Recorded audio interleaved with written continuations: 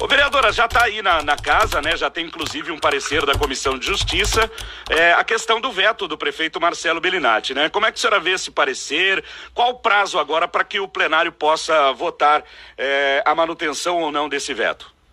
Olha, eu fiquei bem feliz com o relatório que veio da Comissão de Justiça, porque até os próprios procuradores da Câmara identificaram que o veto do prefeito não tinha sido um veto jurídico, tinha sido um ato político, e é o que eu falei na última entrevista com você, inclusive.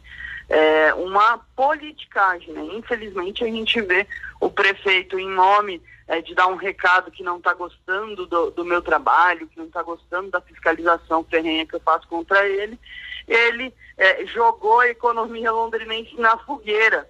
Inclusive, desde quando foi vetado, algumas das entidades que são relacionadas ao comércio londrinense têm se colocado contra o veto do prefeito. Uma das coisas que a gente vem conversando ali na Câmara é que possivelmente vai ser derrubado o veto dele, sim, porque a população em si entendeu que o veto não foi um ato jurídico e o que deveria ser. O prefeito tem todo o direito de vetar, principalmente quando há base jurídica, mas neste caso foi politicagem. Entendi. Então já tenho aí uma base de vereadores que entenderam que o veto foi um ataque político e que devem vir junto com a gente para derrubar o veto. Bom, é uma votação de maioria simples, né? Ou seja, são necessários 10 votos. E existe um prazo para que o presidente possa colocar em votação? Olha, dentro das próximas 2 semanas deve vir a derrubada do veto. Entendi. E assim o demonstrou, né, logo depois da publicação do veto do prefeito, manifesto contrário ao veto e de apoio total, mais uma vez, ao seu projeto. Outras entidades também se manifestaram nesse período? Sim, o Sincoval também é uma das entidades que vem trabalhando junto conosco, que vem conversando com outros vereadores para que o veto seja derrubado. Entendi. Agora, vereadora, com a derrubada do veto, né, caberá à mesa diretiva da Câmara promulgar e aí o projeto de lei passa a ser lei, né? Para implantação, para implementação disso, como que funcionaria essa questão a partir suponhamos, né, e a gente trabalha com essa possibilidade da derrubada do veto e a promulgação pela casa? Olha, depois disso, a lei entrando em vigor, eu espero que o prefeito contenha-se, que ele não leve isso tão para o pessoal e que ele aceite uma decisão do plenário da Câmara que é soberano. Porque senão, se ele for atrás de meios jurídicos para tentar derrubar a lei, depois que a lei for promulgada pela Câmara de Vereadores, vai ficar cada vez mais feio para a cara dele por demonstrar um total desrespeito à Câmara de Vereadores. Sim. E aí eu digo, se ele for atrás de derrubar uma lei que a gente derrubar o veto dele, aí pode fechar as portas da Câmara, porque daí já não tem mais utilidade nenhuma dos vereadores. Quer dizer que o prefeito respeita bulhufas a Câmara de Vereadores de Londrina. Perfeito. Vereadora, não é uma questão que estava na pauta, eu queria só fugir um pouquinho desse assunto e agradecendo mais uma vez a sua presença, mas eu sei que a vereadora não foge ao debate.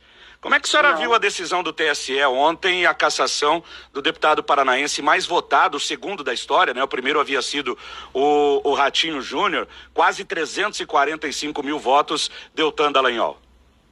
Olha, são 344 mil e uns quebradinhos de vozes caladas, de pessoas sendo jogadas numa ala do silêncio.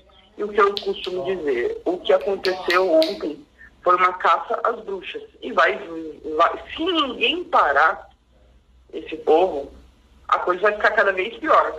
Todos aqueles que são em oposição ao governo federal atual serão caçados, serão perseguidos, se não caçados pelo TSE, serão feitas várias outras armadilhas jurídicas. E, infelizmente, o que parece no Brasil uma instabilidade jurídica.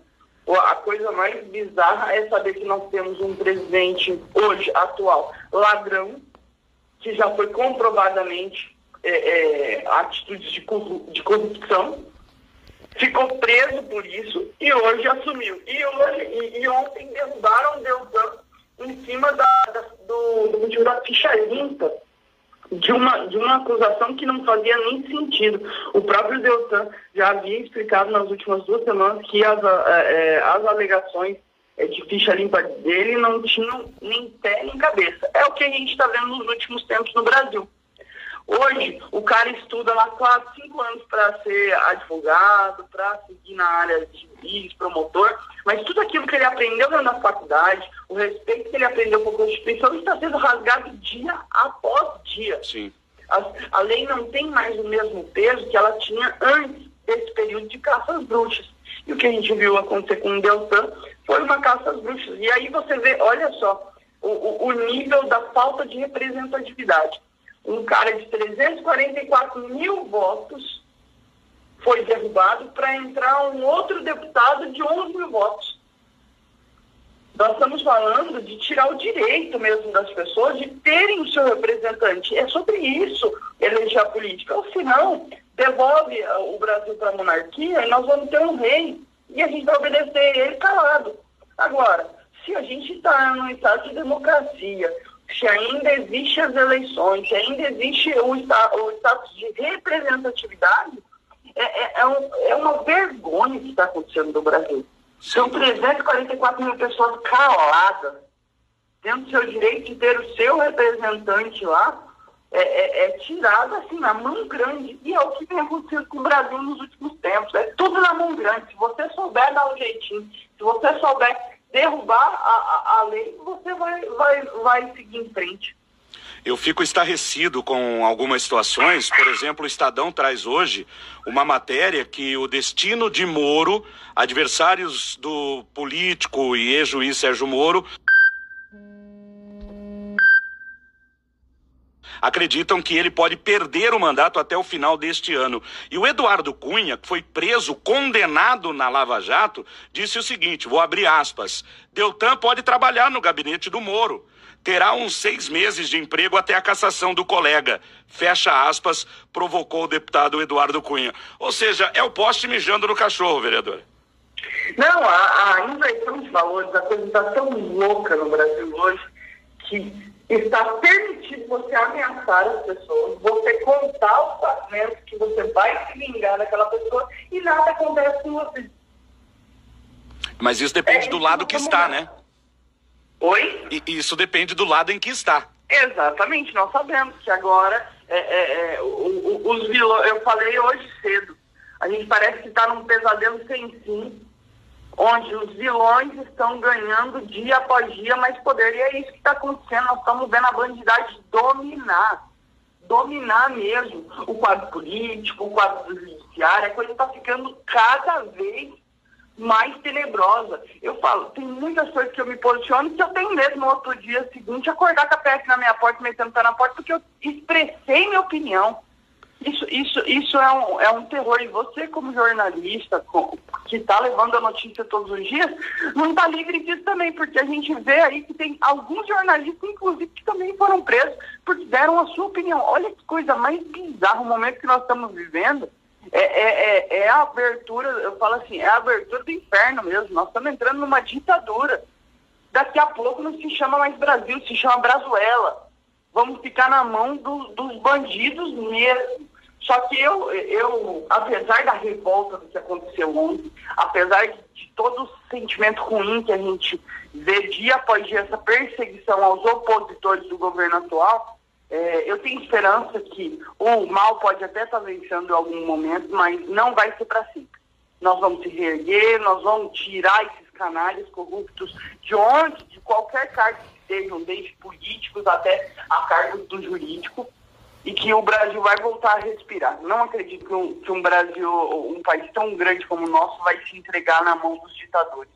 Acredito nisso também, vereadora. E além de prisão de jornalistas, né, muitos são calados diariamente através de cancelamento, bloqueio de contas, exclusão de Instagram, de Facebook, de YouTube. Lamentavelmente é o que a gente vê no Brasil hoje. Eles estão tentando emplacar a lei da fake news, que seria nada mais, nada menos do que uma lei da censura, mas infelizmente a censura já está sendo aplicada no Brasil. Vereadora... Há muito tempo. Infelizmente. Com muita tristeza, né? Obrigado pela sua presença aqui. A casa está sempre aberta. Qualquer dia desse, passa aqui tomar um café com a gente. Com certeza eu vou. E muito obrigado pelo convite aí para estar esclarecendo as questões em relação ao veto. E estou sempre à disposição, tanto de vocês da rádio quanto da população que estiver ouvindo. Da mesma forma. Ótima quarta-feira. Obrigado. Um abração. Tchau, tchau. Tchau, tchau. 9h38 agora. Conversamos com a vereadora Jessicão, ela que é do partido...